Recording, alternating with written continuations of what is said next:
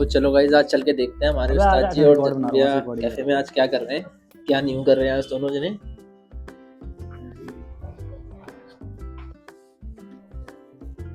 Guys दोनों बैठ के कुछ कर रहे हैं आज। हेलो जतिन भैया, हेलो उस्ताद जी, कैसे हो? हेलो जी, कैसे हैं आप? बस बढ़िया। आज क्या कर रहे हो आप दोनों? आज हम बना रहे हैं राइटिंग ब्लॉग, बुक अच्छा। ब्लॉग कहे तो। आपने गाइस देखा होगा, हमारे दोनों ब्लॉग देखे होंगे। अगर नहीं देखे हैं तो आप मेरे यूट्यूब चैनल पे जाके वो ब्लॉग देख सकते हो। और अगर आप इंस्टाग्राम पे जाओगे तो इंस्टाग्राम पे आप मेरा यूज़र नेम डाल सकते हो jatinrawat/2026।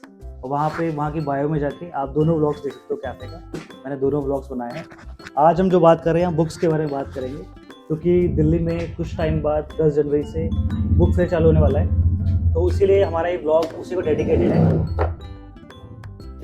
तो साथ ही साथ आज हम बात करेंगे बेसिक बुक्स जो आप स्टार्ट कर सकते हो पढ़ना। जो हिंदी लवर्स हैं उनके लिए हम हिंदी बुक्स बताएंगे, रिकमेंड करेंगे, और जो इंग्लिश लवर है उनके लिए हम इंग्लिश बुक्स बताएंगे। तो स्टार्टिंग में बेसिक्स से बताएंगे कि कौन कौन सी बुक्स आपको पढ़नी चाहिए। तो जो हिंदी वाले हैं, आजकल हिंदी काफ़ी ट्रेंड में है।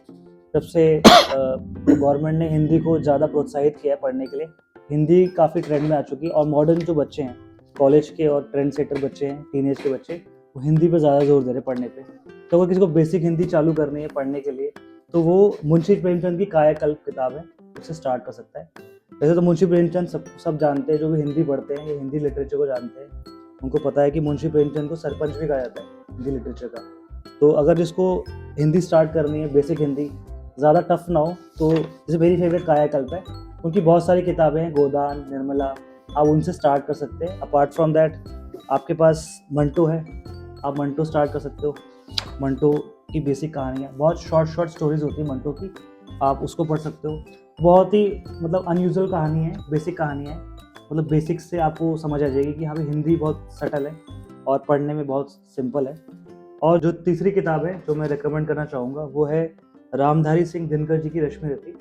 आप सभी लोगों ने इसको ज़रूर पढ़ा होगा या सुना होगा, बहुत जगह आपने इसके कोटेशन सुनी होगी। बहुत बड़े बड़े जितने भी राइटर्स हैं या एक्टर्स हैं उसको कोट करते हैं हर जगह।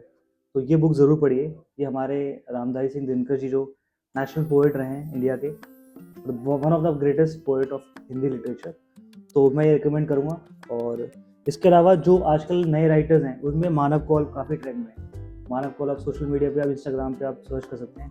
मानव कौल एक एक्टर है, राइटर है, थिएटर आर्टिस्ट हैं, मतलब काफ़ी सालों से, 20 सालों से थिएटर कर रहे हैं। और आजकल के जितने भी लोग हैं वो लोग इनको पढ़ रहे हैं।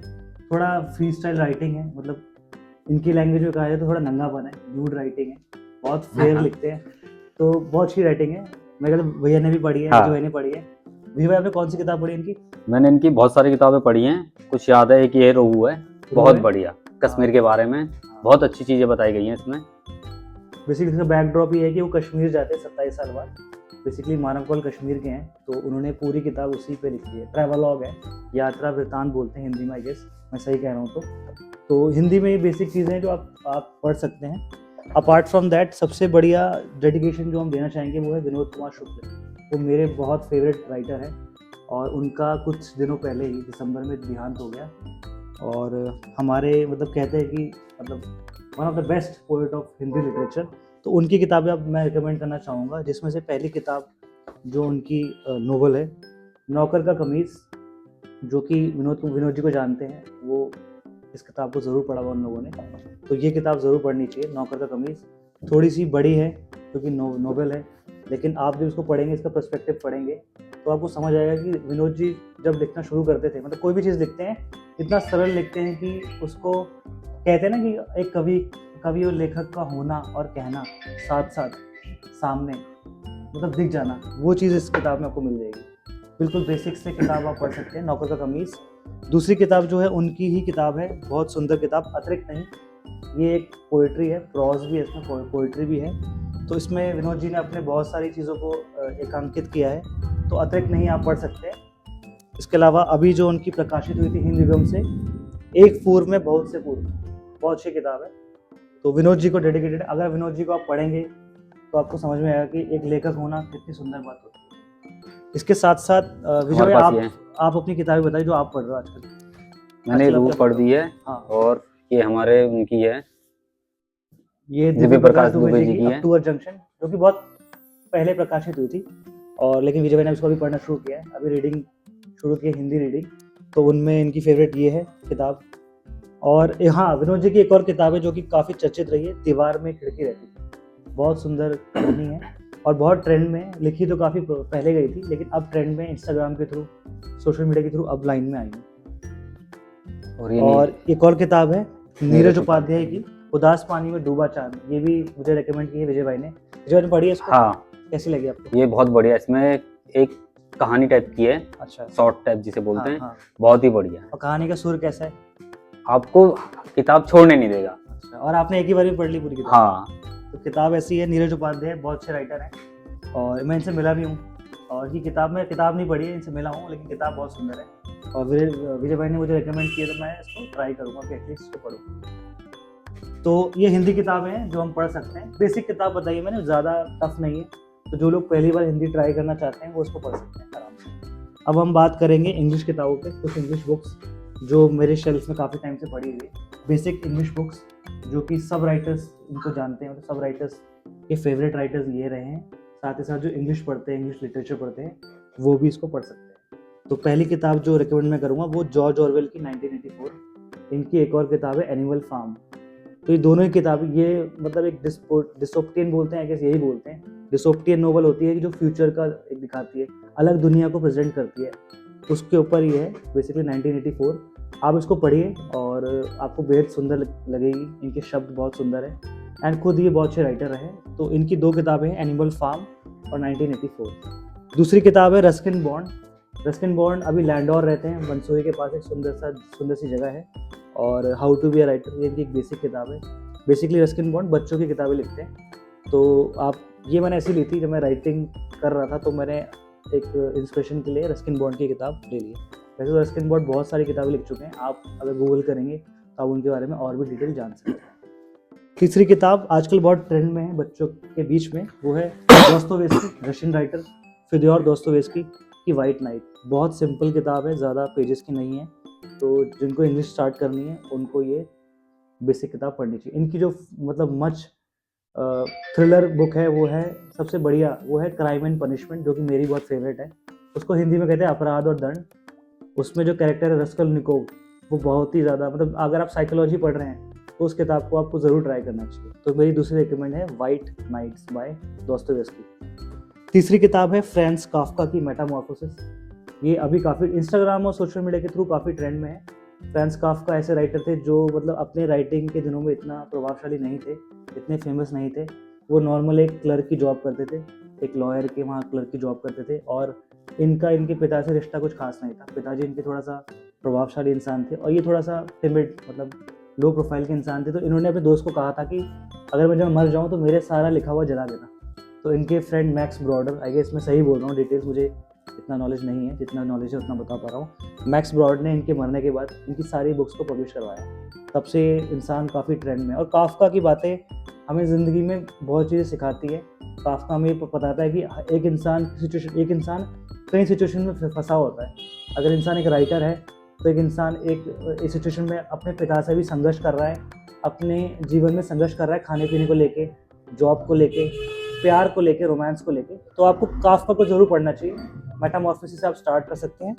अगली किताब है, जो लोग ओशो को मानते हैं या नहीं मानते हैं उनको ये किताब ज़रूर पढ़ना चाहिए।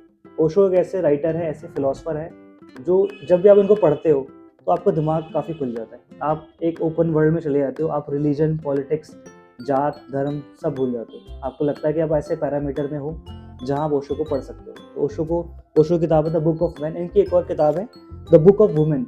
तो ये दोनों बुक्स आपको ज़रूर ट्राई करनी चाहिए। अपार्ट फ्रॉम दैट हमारी आखिरी किताब जो कि बेसिक लोनली प्लैनेट द्वारा प्रकाशित है, इंडिया। तो ये नॉर्मल एक किताब है। इसमें इंडिया के सारे स्टेट्स के बारे में, उनके कल्चर के बारे में, ज्योग्राफी, हिस्ट्री, उनके मैप्स, उनके बेस्ट स्टेशंस कहाँ हैं, क्या क्या चीज़ें सहूलियत वहाँ है, वो सब बता रखा है। ज़्यादा बड़ी किताब नहीं है, देखने में लग रही है, लेकिन आप जब उसको पढ़ना शुरू करेंगे तो आपको लगेगा कि हाँ भाई, ये मेरे इंडिया में जो जो चीज़ें हैं, जो जो स्टेट्स हैं, जो जो सिटीज़ हैं जिनको आप जानना चाहते हो, जहाँ विजिट करना चाहते हो, उसको आप पढ़ सकते हो। कि कॉमनली कोई भी पढ़ सकता है, इसके लिए आपको कोई मतलब लिटरेचर का ज्ञानी होने की ज़रूरत नहीं है। तो ये बेसिक किताब है और विजय भाई ने भी थोड़ा बहुत उसको पढ़ा है ना विजय भाई? हाँ, पढ़े ना? हाँ। जैसे हम उत्तराखंड के, तो हमने उत्तराखंड के बारे में थोड़ा बहुत बेसिक पढ़ा है कि कितने डिस्ट्रिक्ट हैं, वहाँ पे कौन सी लैंग्वेज है, क्या क्या कल्चर है, क्या क्या फूड है। और किताब अच्छी है और मैं इसको रिकमेंड करूँगा अपनी लास्ट जो इस रील में। और बाकी बहुत सारी किताबें यहाँ रखी हुई है शेल्फ में, वो भी आप पढ़ सकते हो। रिकमेंड मैं क्या करूँ, जैसे ये नहीं, आप अपनी वाली किताब के बारे में तो बताइए। अच्छा अच्छा, हाँ, हाँ मैं भी थोड़ा बहुत लिख लेता हूँ। तो मैंने अब तक 3 किताबें प्रकाशित की है, एक और किताब होगी मेरी मार्केटिंग की। हाँ, देता हूँ। तो मैं अपनी 3 किताबें प्रकाशित कर चुका हूँ। वैसे तो मुझे अपने बारे में ज़्यादा बोलना पसंद नहीं है, लेकिन अभी जब मैंने बोल ही दिया है तो मैं अपने बारे में थोड़ा बता दूँ। मैं थोड़ा लिखता हूँ, थोड़ा बहुत जितना मेरे हुनर में है, जितना ऊपर वाला लिखवाता है। तो मेरी पहली किताब है लॉकडाउन के टाइम में मैंने प्रकाशित की थी, नवयुग एक सोच, यही मेरी कंपनी का नाम भी है। तो नवयुग का मतलब ही नया युग होता है। तो जब 2020 में कोविड चल रहा था तो उसके बाद एक नया युग आया, तब मैंने किताब लिखी थी। अब किस नशे में लिखी या किस संदर्भ में लिखी मुझे भी नहीं पता, बस लिख डाली। बाकी इसके बाद मैंने दूसरी किताब लिखी थी मार्केटिंग के ऊपर, क्योंकि मैं फाइनेंस सेक्टर से हूँ। तो ये मिस्टर मार्केट करके मेरी किताब थी। और आखिरी किताब जो मैंने लास्ट ईयर लिखी थी वो है जीवन जीने के सुख में, जो कि एक फिलोसफिकल किताब है। ये रैंडम किताब है, ना ये कहानी है ना कविता है, बस एक अकेलेपन और एक मतलब एक लोनलीनेस की किताब है। लोनलीनेस का मतलब ज़रूरी नहीं कि नेगेटिव पॉइंट ऑफ व्यू, हमेशा एक पॉजिटिव वे भी हो सकता है कि इंसान एक पॉजिटिव वे में भी लोनलीनेस को ले सकता है। अकेलापन ज़रूरी नहीं कि आपको निराशावादी बनाए, आशावादी बना सकता है अगर आप उसे ढूंढो तो। और इसमें मैंने सारी चीज़ें कवर करने की कोशिश की कि मैं कॉफ़ी कहाँ कहाँ मैंने कॉफ़ी पी, कहाँ कहाँ मैंने मतलब कुछ फिक्शन है और कुछ रियलिटी है, दोनों को मिक्सअप करके मैंने एक बुक लिखने की कोशिश की है, मतलब प्रयास है। और बुक कवर पे मेरे कैफ़े का आप देख पाओगे कि यहीं की चित्र बना हुआ है। और थोड़ा बहुत मैंने अपने बारे में लिखा है कि लोग भी थोड़ा बहुत जाने। बाकी इस साल मेरी पूरी कोशिश है कि मैं कुछ नया ट्राई करूँ, कुछ एक्सपेरिमेंट करूँ।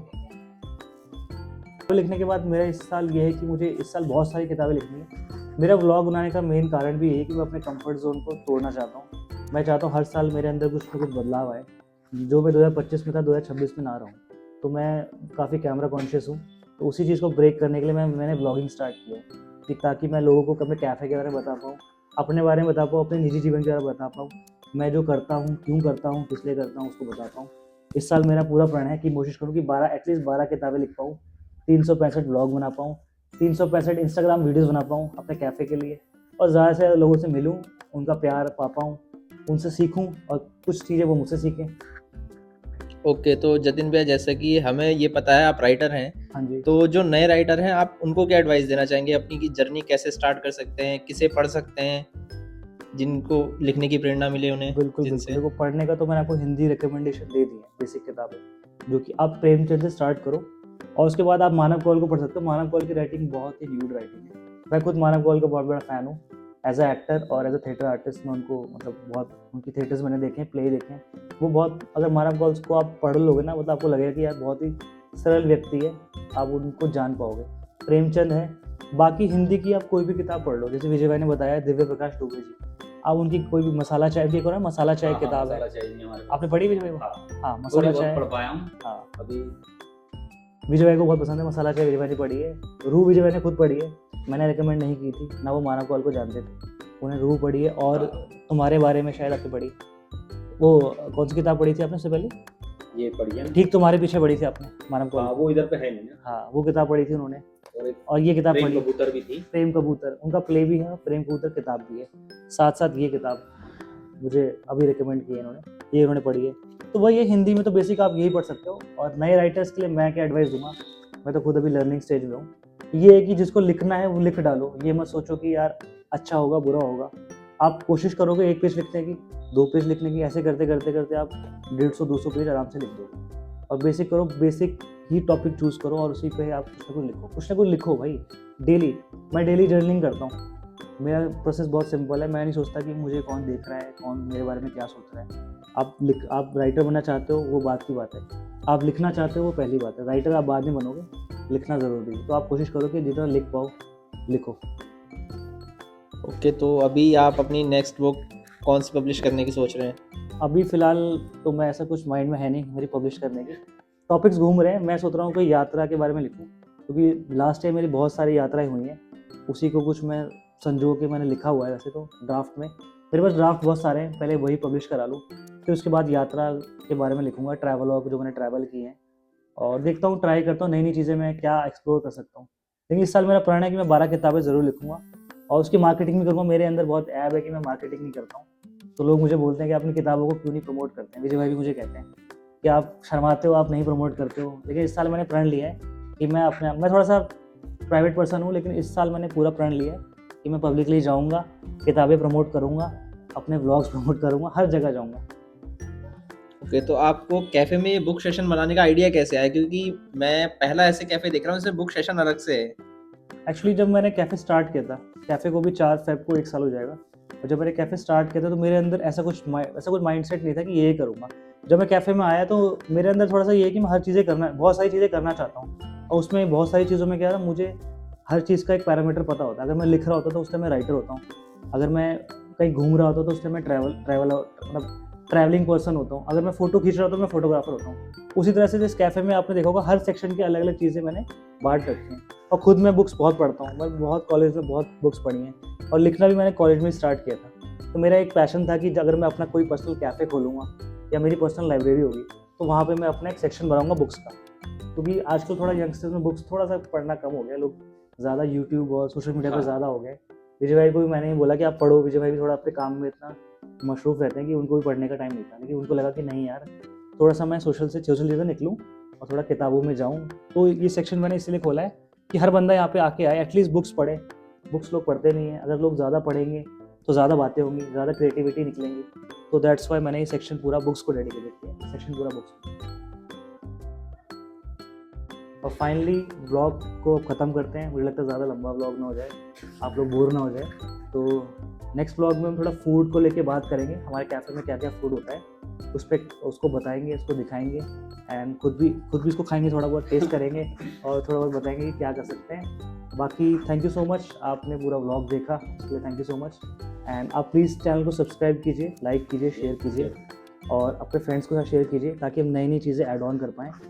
और थैंक यू सो मच। ठीक है, ओके, बाय।